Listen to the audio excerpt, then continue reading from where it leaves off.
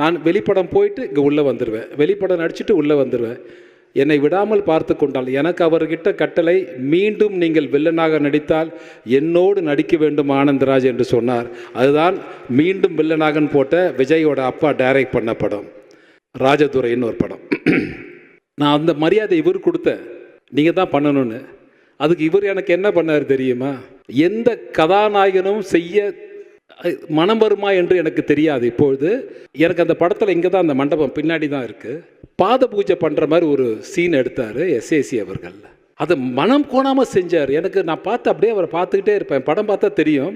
பாத பூஜை பண்ணுறதை ஃபுல்லாக எடுத்தார் டைரக்டரு. பாத பூஜை எப்படி பண்ணணும், தண்ணி ஊற்றி காலை கழுவி பொட்டு வச்சு எல்லாம் பண்ணுறது, பண்ணுறதை இன்னொரு விஜயகாந்த் நின்று பார்க்கணுன்ற மாதிரி எடுத்தார். எனக்கு ஷாக்காக தான் இருந்தது. நான் வில்லன் பண்ணுறேன், நல்லா இருக்கும். ஆனால் பட் ஒரு நடிகர் இவ்வளோ இறங்கி பண்ண முடியுமா? ஒரு படம் பார்த்துட்டு வெளியே வந்த உடனே இந்த படம் பார்த்துட்டு இந்த படத்தில் என்